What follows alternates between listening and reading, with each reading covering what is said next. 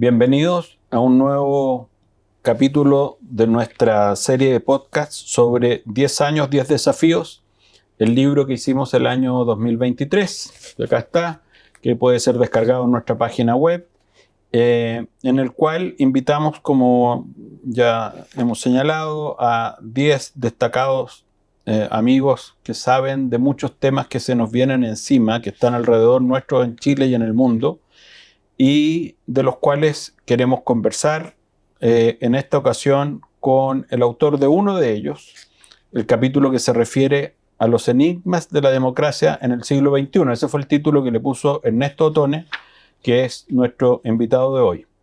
Ernesto uno lo puede presentar de muchas maneras: destacado sociólogo, doctor, profesor en Francia, académico reconocido en Italia, en fin, una autoridad, una eminencia mundial. Yo lo prefiero presentar como un porteño y amigo de Playa Ancha. Así es. Ernesto, ¿cómo estás tú? Bienvenido. Muy bien, gracias, Ricardo. Amigo de Wanderers. Sí. Banderino. Está bien. Bueno para el sufrimiento. Pero bueno, como tú, Ernesto, creo, y con esto quiero partir la conversación, tú viviste una juventud y participaste de un proceso político en el que la democracia que hoy día apreciamos y vemos como algo, un dado, digamos, algo que está ahí, es un dato, estuvo en riesgo y de hecho terminó y se cayó en nuestro país. Y lo que tú estás planteando es que la democracia sigue en riesgo, por otras razones hoy día probablemente, pero me gustaría partir por las más antiguas quizás, lo que ha sido la experiencia de tu vida viendo esta evolución en la que la democracia, como la conocemos en Occidente, era una especie de herramienta de la burguesía que teníamos que superarla. Y bueno, terminó como terminó ese proceso. ¿Qué paralelo ves o cómo ves tú esa etapa hace 60, 70 años atrás, 50 años atrás, versus lo que está ocurriendo hoy día? ¿Cuáles son las diferencias de esos desafíos y los de hoy día? Claro. Mira, los desafíos, yo te diría que los de hoy día son más complejos. Yo pertenezco a la generación del 68, la generación que... Drogas, sexo y rock and roll. No, eso lo hacían los más piola. Los que teníamos más conciencia política estaban en otra cosa. Trabajábamos como locos para hacer la revolución. Nuestra concepción era una concepción revolucionaria. Nosotros, si tú vieras lo que pasaba en Occidente, a finales de los años 60 estábamos todavía dentro de los 30 gloriosos. En general, América Latina se había desarrollado bastante durante ese tiempo, desde el fin de la Segunda Guerra Mundial hasta los años 70, y yo te diría que todavía eran países muy pobres. El caso de Chile es especial, porque el caso de Chile era un país que no aprovechó ese periodo glorioso en lo económico. Sí, estábamos bastante abajo en la tabla. Bastante abajo en la tabla, era un país de la medianía hacia abajo. El prestigio de Chile estaba dado por sus instituciones, precisamente por sus instituciones democráticas que funcionaban, lo que era raro en la región de América Latina. Era un ambiente de muchas dictaduras latinoamericanas. Latinoamericanas, porque gran parte de la modernización de América Latina no se hizo con el sistema democrático, sino que se hizo con el pensamiento nacional popular. Y posteriormente había venido la Revolución Cubana y había un entusiasmo febril, te diría yo, por la Revolución Cubana, por lo que eso significaba. Se vivía en la Guerra Fría y por lo tanto había una opción del antiimperialismo que se concentraba en los Estados Unidos y se veía en la Unión Soviética un aliado contra Estados Unidos. Entonces, esa generación, la izquierda de ese periodo, vivía la parte política e institucional de una democracia. En Chile había una democracia muy inegalitaria en términos económicos, sociales, había gran desigualdad. Gran pobreza. Mucha pobreza, y una pobreza que para mí es difícil explicársela a mis alumnos. Claro. Porque ellos no saben lo que es una casa con piso de tierra. Con piso de tierra, donde los pobres no usaban zapatos. Así es. Donde se vestían de una manera diferente, donde en vez de correa usaban una pita para sujetarse el pantalón. O sea, era una pobreza muy fuerte. Y entonces surgía este pensamiento revolucionario. Y sobre la democracia había más bien un pensamiento táctico, no estratégico. Es decir, el caso de Chile con la Unidad Popular, que fue un caso de tratar de hacer una revolución socialista de una manera diferente, porque no fue un proceso reformista. Sí. Fue un proceso que trataba de llegar ser a un revolucionario. socialismo revolucionario, pero a través de un medio que no fuera la lucha armada de una manera frontal, directa, etc. Y por lo tanto, los bienes de la democracia los vivíamos como pajaritos. Algo utilitario. Como algo utilitario y algo táctico también. Sí. Es decir, valía para poder llegar. Veremos después. Va a venir una etapa superior, y en esa etapa superior, claro, en Chile no va a ser igual que la Unión Soviética, no va a ser igual que Cuba, va a ser distinto, probablemente pluripartidista, en fin. Pero nunca se dijo claramente. Claro, no se sabía muy claro cuál era el plan, para dónde íbamos. Los partidos de izquierda no tenían una concepción de la democracia liberal como un factor permanente. Y eso terminó en una situación en la cual se produjo un impasse total, porque tú tenías la derecha, que tampoco tenía un espíritu democrático muy profundo, tremendamente desarrollado. Lo que le preocupaba más no era lo que pasaba, sino lo que venía, y que por lo tanto no había credibilidad de unos con otros, y terminó en una tragedia, terminó en un golpe de Estado y terminó en lo que todos sabemos, una larga dictadura. Y ahí, a propósito de eso, ahí partió tu periplo también afuera, y pudiste ver lo que de verdad ocurría en las democracias occidentales, pudiste conocer qué era lo que estaba pasando en los socialismos reales que había en ese minuto dando vueltas, desde los que estaban al otro lado de la cortina de hierro hasta Cuba, en fin. ¿Cuál fue ese proceso en tu vida, digamos, y qué te hizo revalorizar la esencia de la democracia a la que quiero que tú te refieres después en tanto a sus procedimientos como en cuanto a su fondo? ¿Tú te imaginas que una vez que tú perdiste la democracia, empezaste a valorarla? Porque empezaste a valorarla porque viste la diferencia que había con lo anterior. Y la brutalidad de la dictadura. Te mataban a los amigos, había todo tipo de arbitrariedad, etc. Y entonces tú empezaste a valorar eso. Y tú viste que las democracias occidentales en general se volcaron a un apoyo con la resistencia chilena. Y llega un punto donde tú ves que esos países que tenían una conducción socialdemócrata, los países nórdicos, por ejemplo, que me tocó visitarlos porque yo jugaba un rol de presidente de un organismo internacional donde estaban las juventudes de izquierda radical. Y entonces, cuando iba allá, yo veía una sociedad libre, una sociedad, digamos, donde se respetaban los derechos humanos, pero además una sociedad próspera. Una sociedad próspera. Y esa sociedad... donde no había pobreza o no era incomparable con la que teníamos nosotros. Claro, siempre hay una pobreza residual, pero no, había una Bienestar. situación de bienestar generalizado.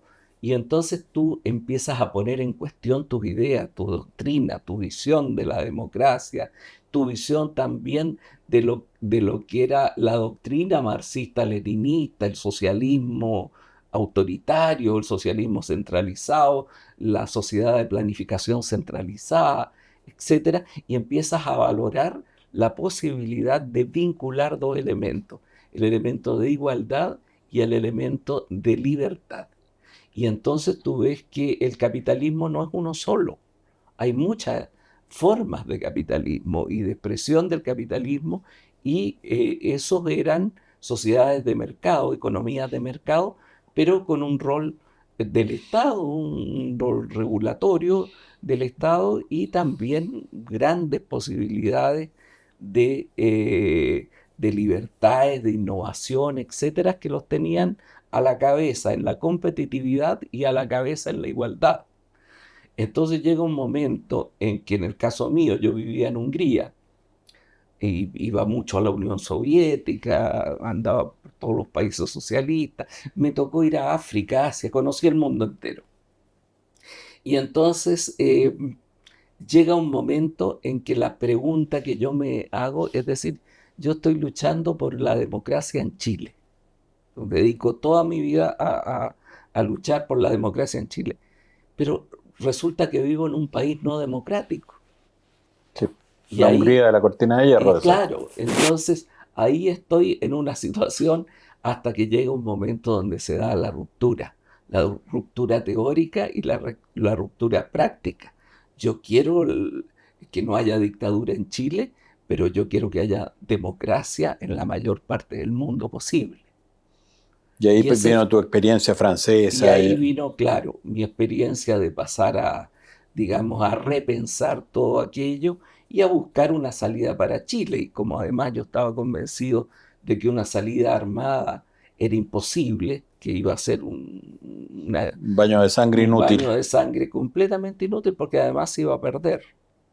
Era No solo difícil que iba a derrotar haber. a las Fuerzas Armadas chilenas. La comparación entre la Fuerza Armada chilena y la Guardia de Somoza No, no podía tenerse no pie, resiste análisis. no resiste análisis. Entonces, la salida tenía que ser una salida en que buscáramos lo más fuerte que teníamos históricamente, era la acumulación institucional.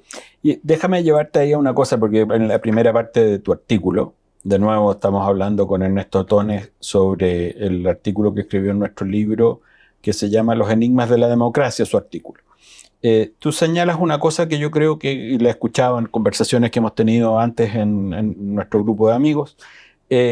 Una de las características que tú rescatas para ir viendo cuáles son los valores de la democracia, que tú dices que lo que al final importa es que tú vas acumulando progreso en forma discreta.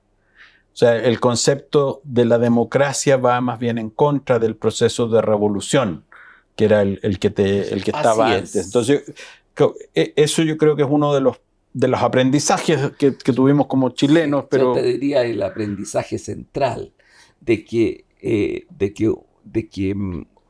una democracia conversa, dialoga, es posible en un ámbito reformador, no en un ámbito revolucionario. Las revoluciones, como tratan de imponer una verdad, necesariamente tienen que tener una concentración de fuerzas que obligue a que todos los ciudadanos sean partidarios de esa verdad. Y eso no existe en la realidad social. Y entonces no hay revoluciones democráticas. Revolución democrática es un nombre mal puesto. es una contradicción, es un oxímoron. Es un oxímoron. Es un oxímoron completamente. Así es. Entonces, si tú quieres hacer cambio, quieres obtener una sociedad más justa, tienes que asumir un proceso reformador, un proceso reformista, que es un proceso gradual, que es un proceso donde tienen que haber acuerdos. Naturalmente va a haber también adversariedad, porque hay ideas diferentes, hay intereses diferentes, y naturalmente eso va a existir.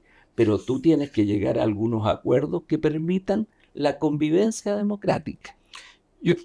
En eso tú señalas en una parte que me parece que es útil para todos los que nos están viendo, tenerla presente, porque normalmente en las discusiones que se escuchan, especialmente más de la extrema izquierda o de la extrema derecha en nuestro país, quiero llevar esta conversación a temas concretos que nos afectan hoy día en Chile, suele hacerse argumentaciones sobre los problemas que tenemos contra unas especies de realidades ideales que no existen en ninguna parte.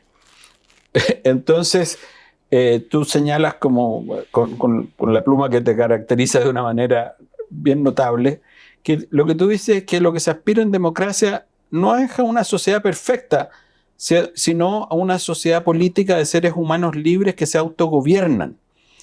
Porque hay otros sistemas que no son el democrático occidental representativo, digamos, están otras democracias con apellidos, democracias populares, democracia nacional y cosas por el estilo.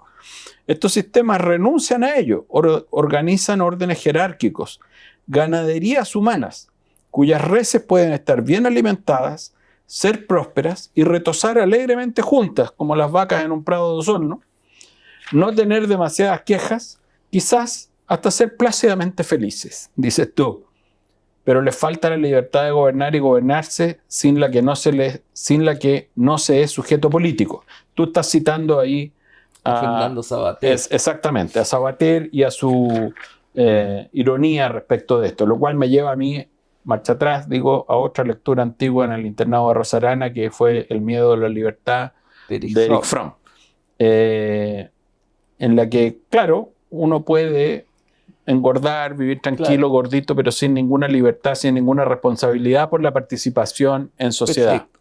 Pero esto tiene un agravante, además, que tanto las visiones de las dictaduras de extrema derecha como las de extrema izquierda no tienen un buen récord histórico en términos de económico. Uh-huh. No tienen un buen récord histórico. El socialismo real nunca se transformó en una sociedad que no fuera bastante mediocre el nivel de vida. Y ahora, bueno, ahora ya no existen. Sí. No existen. Lo que existe es residual. Quizás el caso chino ha tenido éxito en los últimos 20 años, llevando una sociedad extremadamente pobre, o sea, una sociedad que tenía una pobreza brutal, a una que ha superado eso en una buena parte, aun cuando todavía les deben quedar varios cientos de millones de pobres. Nosotros nunca vamos a saber los millones de personas que murieron con el gran salto de Mao sí. ni con la revolución cultural. Eso no lo vamos a saber exactamente, pero son muchos millones. Entonces, lo que yo te quiero señalar es que la sociedad china, claro, ha comenzado, pero por una razón muy simple, porque no les quedaba otra. Es una dictadura que tiene un partido comunista, que es un partido nacionalista, sí. En verdad, y que vive con un sistema económico de una economía de mercado con ciertas características, etcétera, y que hoy día empiezan a mostrar sus debilidades, porque durante un tiempo como venían, si tú vienes del infierno, claro, todo te parece fresquito. Claro. En la medida en que sales del infierno, todo te va pareciendo fresquito. Claro. Pero cuando te empiezas a alejar, se empieza a notar la diferencia. Claro, empieza un punto donde no calzan las cosas. Pero no es una economía socialista la que ahí logró un éxito. Por supuesto. Fue el reemplazo de la economía socialista. A propósito de China, y me acuerdo de nuestra ministra vocera que encontró que China era un gran lugar y que ese es el modelo al que hay que ir. Hay una diferencia fundamental entre China y las democracias occidentales representativas, que tiene que ver con lo que tú describes bien citando a un discípulo de Norberto Bobbio, que dice cuáles son las características que tiene la democracia, las reglas que tiene que tener. Y sin esas reglas, de verdad, tú no tienes democracia. Y son bastante simples, son como conocidas. pero en algún minuto nosotros también, y en el pasado reciente, las hemos saltado. Entonces las reglas son, una, que todos tienen que participar, ¿ok? Todos tienen un voto, muy bien. La gente tiene que tener libertad, no puede haber una opción única para votar. Y tú dices al final, hay una que es bien importante, que es como, me acordé de las reglas del robot de Asimov, que hay una que es que la preservación de la democracia exige que ninguna decisión, aun cuando se tome por mayoría, puede revertir las anteriores. O sea, tú por mayoría no deberías poder excluir a la gente de participar, no podrías darle a algunos más de un voto y a otros menos de un voto. Me acordé por cosas que vimos hace poco. La Constitución decía que no se podía hacer un retiro de la AFP. Bueno, modifiquemos la Constitución y entonces establecimos por Constitución que se podía hacer retiros de las AFP con las consecuencias que hemos visto. Entonces, ¿cuál es el valor de estas reglas y cómo se ponen en riesgo?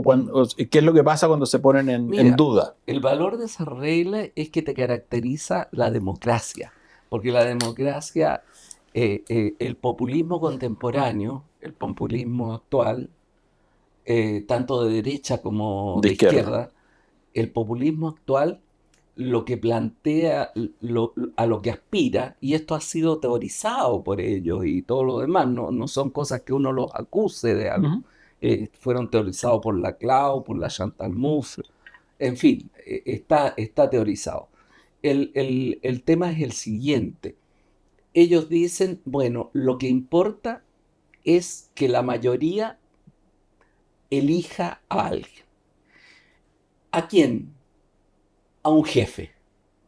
Y ese jefe, ¿no es cierto?, va a representar el deseo del pueblo. Y por lo tanto, ese jefe se da una fusión entre el espíritu del pueblo y el espíritu del jefe. Ese fue el fenómeno nazi en Alemania, bueno, por ejemplo. Pero eso es la base de todo el populismo, es la base del fascismo, pero de otras formas de populismo. Y entonces tú dices, pero ¿cómo si la base, si se eligió y votaron por él? Y entonces esto es democrático. No, señor, eso no es democrático. La democracia no es solo la elección. La elección es un paso de la democracia. Y después viene el gobierno con las reglas democráticas. Si no hay cumplimiento de las reglas democráticas, no es un gobierno democrático. Eso es lo que genera el sujeto político. Ahora, todo esto ha sido muy ayudado por un fenómeno también del paso de la sociedad industrial a la sociedad de la información o del conocimiento, ¿no es cierto? Donde surge una tecnología comunicacional que permite un fenómeno que tiene grandes valores, que es Internet. Y ese fenómeno, tú tienes ya no hay un emisor y un receptor. Todo el mundo, todos los ciudadanos pueden ser emisores y receptores al mismo tiempo. Sí, todos pueden opinar y por lo tanto la representatividad comienza a perder la fuerza que tenía. Sí. Y se produce un elemento. Por eso Jacques Julliard, un pensador francés, dice: Internet es a la vez una maravilla porque permite enormes pasos a la humanidad, pero además es una cloaca, porque permite, digamos, una relación social en base al insulto, al fake news, a todas estas cosas que nosotros estamos viendo ahora. Entonces Ricardo, tú tienes dos elementos. El ejemplo que tú pusiste era lo que viene desde el populismo de izquierda. Uh-huh. Pero yo te diría que el populismo de izquierda está bastante limitado. Sobre todo tuvo algún éxito en América Latina, con los bolivarianos, con el caso de Chávez, etc. Pero hoy día eso está descascarándose. O sea, bastante. un caso que vimos más o menos en esta misma fecha, hace 5 años atrás o 4 años atrás, fue Trump parado en su micrófono ahí en el mall de Washington, diciendo que por qué no se iban mejor a tomar el Bueno, Congreso. y entonces lo complejo ahora es que nosotros tenemos un populismo de derecha que está basado también en un elemento que a mi juicio es muy peligroso, porque primero eso se genera como lo que te decía anteriormente, es decir, como la relación de un jefe carismático populista, el caso de Trump, y sus seguidores, que se sienten que son ellos los norteamericanos y que los otros son gente que no merece estar en la La conducción. otredad que dices tú. Es la otredad racial, la otredad del pensamiento, la otredad de sexo, toda esa otredad que es ajena al alma americana. Y entonces aparece esto, y cuando esto se junta con otro fenómeno, que es el fenómeno de la innovación científica, tecnológica, de las grandes fortunas de la creación del mundo del futuro, de la inteligencia artificial, de la robótica, etc. Musk. Sí, Cuando este hombre pasa del privado al público, y no sabe la diferencia. se te crea un poder enorme. Pero se te crea un poder enorme, porque el tipo sigue actuando como si estuviera en el privado y actúa así en lo público. Y tiene a Trump, que es el hombre que le pone los votos, ¿no es cierto? Y que le pone las instituciones de poder. Entonces, en esa situación es muy grave para la democracia, porque Estados Unidos es el primer país de una democracia moderna en el mundo. Fue la primera experiencia de una democracia moderna en el mundo. Dio un ejemplo y ahora está dando uno totalmente distinto. Claro, entonces, ¿de dónde te paras tú, demócrata? No demócrata de partido demócrata, alguien democrático, ¿dónde se para decir este es mi mundo? Si tú tienes a Trump en Estados Unidos y en Europa se está produciendo también una caída enorme de las fuerzas democráticas y un triunfo. Mira, en Italia está la Meloni, que viene del neofascismo, y que Orbán en Hungría. Orbán en Hungría, en Polonia Vienen de menos vuelta. mal cambió, pero en Austria ayer Acaban de nombrar el nuevo gobierno. El nuevo gobierno Pedir que se arme el nuevo gobierno, sí. Que es la extrema derecha austríaca. Claro. Y más que está apoyando a la AfD de Alemania. Y cuando ya te empiezan a hablar de autoritarios alemanes, hemos visto de eso. Sabemos cómo termina eso. ¿Ah? Sabemos cómo termina eso. Entonces tenemos un mundo en peligro. Por eso yo hablo de que estamos caminando por la cornisa. Y tiene que haber un esfuerzo para recuperar las democracias. Es muy fuerte, porque a veces nosotros creemos que somos mejores de lo que somos. Y nosotros somos demócratas, pero si las democracias no funcionan, si las democracias no son capaces de generar estabilidad política, de derrotar a la criminalidad global, que aparece en todos los países con las mismas fórmulas y con un nivel de fuego brutal que destruye la convivencia en los países. Entonces, cuando tú tienes esto nuevo, la lucha por la democracia se hace muy compleja, muy difícil. Para ir concluyendo nuestra conversación hoy día, por el tiempo que tenemos, lo que tú planteas también al final en tu colofón ahí de tu artículo, creo que es algo que es bien crucial en el momento que estamos viviendo. cuando la democracia está afectada hoy día por la inmediatez de las noticias, por este acortamiento de los tiempos y los espacios que dices tú, dada la internet y que todo el mundo se informa de todo lo que está pasando en todas partes, todo el mundo se convoca cuando quiere, todos nos indignamos por lo que sea que nos llegó esta mañana, que es una noticia que nos da rabia, y acto seguido alguien dice, ¿por qué no vamos a tirar unas piedras? Entonces salen todos a eso. Y los parlamentarios, por supuesto, que están pendientes en el teléfono de qué es lo que está pasando, como la noticia del momento en Twitter o en X o lo que sea, a continuación dicen, ya, proyecto de ley, y sacan un proyecto de ley. Sin la reflexión, sin el valor que tenía la democracia representativa en cuanto a gradualmente ir mejorando, gradualmente ir produciendo acuerdos responsables que pudieran ir con ensayo y error, mejorando las cosas, y cuando eso no es así, bueno, el proceso hace que sale el gobierno de turno y llegará otro que lo haga, trate de hacer mejor, sino que queremos, lo quiero todo y lo quiero ya, como en la canción de Queen. Tenemos un problema. Tú lo señalas a propósito de Alexis de Tocqueville, que lo había detectado ya esto hace 200 y tantos años. Entonces tú dices, la democracia al final tiene que ser útil. Entonces, ¿qué pasa cuando vienen tiempos de penuria, de criminalidad?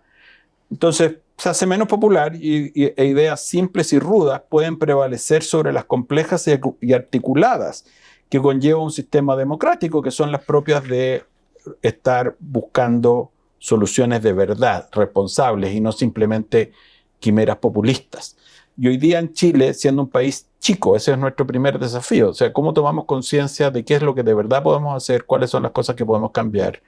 ¿Cómo mejorarlas? ¿Y dónde está, después de ya toda tu trayectoria de vida, este valor de la democracia? ¿Por qué tenemos que cuidarla? Mira, la democracia tiene muchos defectos.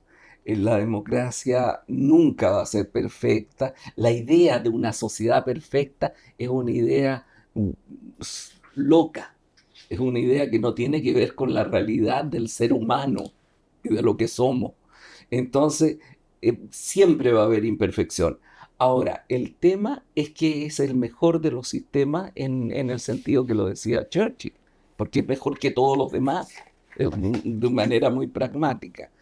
Y entonces yo creo que lo central aquí es lo siguiente. Chile, somos un país pequeño en población sobre todo. Sobre todo en una población que es pequeña, que no puede jugar un rol de potencia en el mundo ni planteárselo, puede jugar un rol de ejemplaridad, así como los países nórdicos. Los países nórdicos pueden ser ejemplares, pero no pueden ser potencia. Nueva Zelanda. Claro, y también Nueva Zelanda, y en fin, los países que muestran ejemplos. Que muestran ejemplos, caminos a seguir, líneas a seguir. Y nosotros estábamos bastante en eso. Éramos un líder por el ejemplar. Ejemplar.